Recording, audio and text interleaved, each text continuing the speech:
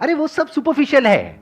अगर real depth आपको देखनी है ना तो वेद उठा लो। रियल फिलॉसफी इंडियन फिलॉसफी है। जब एक्चुअल में पढ़ लोगे ना पूरी दुनिया की फिलॉसफी, और जब एक्चुअल में उस लेवल तक पहुंचोगे जो फिलॉसफी का एंड है। एक बहुत ही फेमस फिलोसोफर रहे हैं पास में, उन्होंने कहा I think therefore I am. Descartes ने कहा था। डेकार्ट ने कहा था, क्या ये सच है? इसका आंसर हाँ में भी नहीं दिया जा सकता, ना में भी नहीं दिया जा सकता। और अगर मैं अभी आंसर दे दूं तो? अगर अभी हम डिबेट करें और मैं प्रूव कर दूं और यहां पर सारे लोग कहें कि there is no point of questioning left now, it can't be questioned, I will rule it out right now in the next 5 minutes and you will not have any counter argument, तो क्या कहोगे? कहां गई आपकी college की सारी education और कहां गए आपके ये वेस्टर्न फिलोसोफर्स? अब आपको दिखाता हूं इंडियन फिलोसफी की ताकत। सर, जो डेकार्ट ने कहा था, डेकार्ट ने भी क्वेश्चनिंग को ही इंपॉर्टेंस दिया था। उन्होंने बताया था कि आप हर चीज को क्वेश्चन। अरे घोचू था वो, किसकी बात कर रहे हो? सर, डेकार्ट को I am not fan of Descartes, I am not fan of Descartes. जो उन्होंने कॉन्सेप्ट ऑफ गॉड को जो माना था, आई क्रिटिसाइज देम। मैं डेकार्ट का फैन नहीं हूँ, लेकिन आप कहीं और जा रहे हो, अभी इसी पे रहते हैं। I think therefore I am, क्या कहना चाहते थे वो वहां पे तक पहुंचे कैसे, मैं वही तो बता रहा हूँ सर। बताइए सर। उन्होंने ये बताया, जो उन्होंने एक प्रोसेस बताया कि हम हर चीज को डाउट कर सकते हैं, लेकिन डाउटिंग को डाउट नहीं कर सकते। तो क्योंकि हम डाउट कर रहे हैं ये हमें पता है, इसीलिए हम उस चीज को बोल पा रहे हैं कि हम डाउट कर रहे हैं। तो वो जो डाउट करने का जो पॉइंट है कि वी आर डाउटिंग समथिंग, तो इसका मतलब हम है। So I think because I am, ये उनका कहने का पॉइंट था। लेकिन ये बहुत लंबा है, ये शॉर्ट में एक्सप्लेनेशन बहुत मुश्किल है। फिलॉसफी शॉर्ट में समझाना कई बार मुश्किल होता है। तो उनकी पूरी 6 बुक है इसके लिए मेडिटेशन की, तो वो बहुत लंबा है। बट शॉर्ट में जो मैंने उन 6 बुक्स को मैं अभी 6 मिनट में आग लगा दूंगा। 6 मिनट दोगे मुझे? अब मैं बताऊं आपको इंडियन फिलॉसफी की ताकत। ये आपने करी बात वेस्टर्न फिलॉसफी की, आपने 6 बुक्स पढ़ी उसकी, ठीक है, और अपने एग्जाम्स में जाकर के लिख के आ गए, दैट इज ओके। अब देखते हैं इंडियन फिलॉसफी क्या कहती है। ये पॉइंट बकवास है, I think therefore I am. इसके पीछे चाहे 6 बुक्स है चाहे 6000 बुक्स है। वो लोग जो वेस्टर्न फिलोसोफर्स हैं वो थिंकिंग में जाकर के अटक जाते हैं। वेस्टर्न वर्ल्ड पूरा थिंकिंग में जाकर के अटक जाता है। जो इंडियन फिलोसफी है, यानी कि जो वेद है, उपनिषद है, वो थिंकिंग को इतना इंपॉर्टेंस नहीं देते हैं। Thinking is just a part of existence. ये जो आई एम है, इसका एक छोटा सा पार्ट है thinking. Now what is thinking? आपने कहा डाउट करना, कि लेकिन मैं ये डाउट नहीं कर सकता कि मैं डाउट कर रहा हूं इस वजह से मैं हूं। क्या बकवास बात है। डाउट क्या होता है? What is doubting? डाउटिंग कहां से आती है?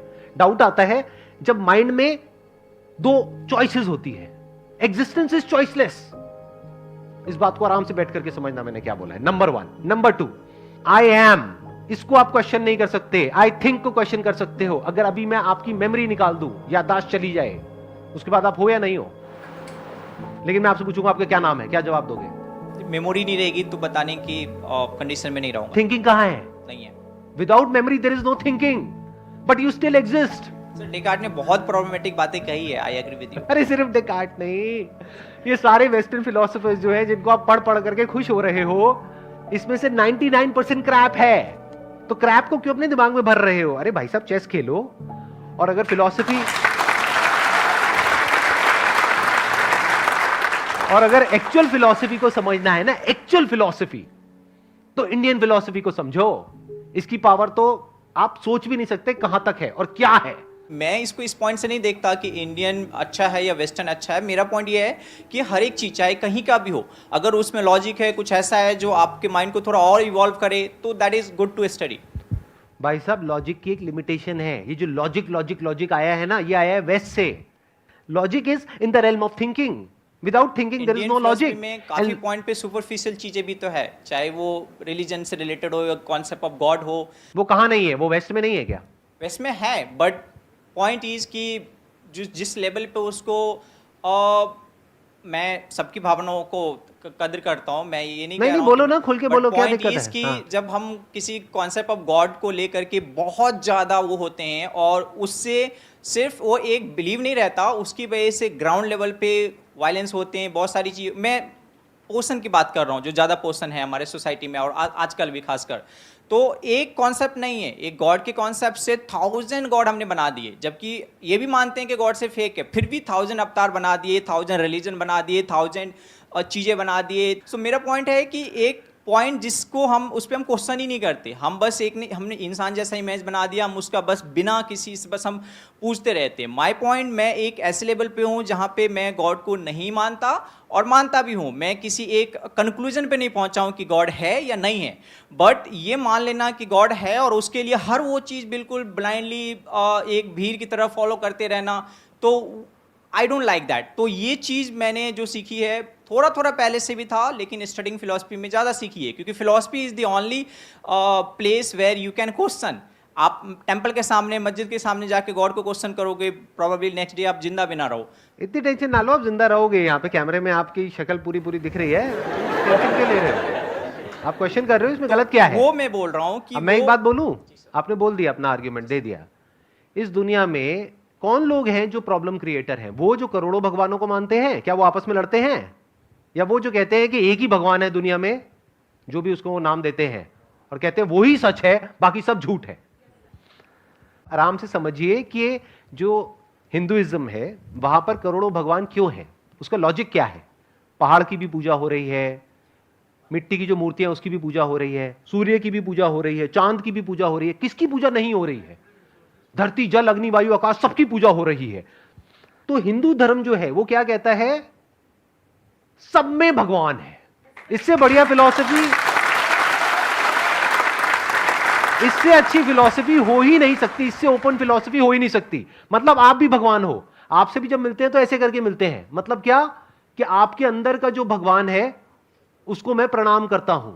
आई एग्री सर, बट इसमें फिर ये पॉइंट भी है ना, मैं इस चीज़ से, इस फिलॉसफी के अगेंस्ट नहीं हूँ, मैं उस चीज़ से दुखी हूँ जो इनबैलेंसेज, इस थॉट्स, ये कॉन्सेप्ट ऑफ गॉड जो कि जनरली वैसे जैसे आप समझा रहे हैं वैसे लोग नहीं समझते ना, ज़्यादातर लोग समझाते हैं, और वायलेंस क्रिएट होता है। और फिर एक मिनट आपने कहा वायलेंस क्रिएट होता है, वायलेंस की जड़ क्या है? इग्नोरेंस है, इग्नोरेंट होते हैं लोग। अब देखो इसमें कितनी बड़ी लॉजिकल फैलेसी है। अरे भाई साहब, ये जो आपके सारे फिलोसॉफिकल फंडे हैं ना, सारे हिला दूंगा अभी के अभी। आप कह रहे हो इग्नोरेंस जड़ है प्रॉब्लम की। इग्नोरेंस कभी भी जड़ नहीं होती किसी भी प्रॉब्लम की। Ignorance is not a problem. सबसे ज्यादा इग्नोरेंट कौन होता है इस दुनिया में? एक बच्चा जो अभी पैदा हुआ है, he is ignorant even of his own name.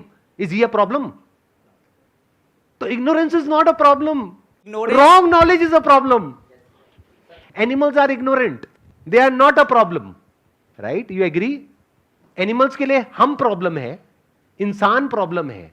अगर एनिमल्स से पूछोगे ना कि हां एक शैतान की शक्ल बनाओ, तो पक्का इंसान की जैसी होगी। और हम एनिमल्स की पूजा करते हैं, क्यों? क्योंकि एनिमल्स एक्चुअल में इग्नोरेंट है, भोले हैं, इनोसेंट है, बट ये जो थॉट है वो कनिंग है। तो थॉट ने क्या क्रिएट कर दिया? अलग अलग कॉन्सेप्ट्स क्रिएट कर दिए।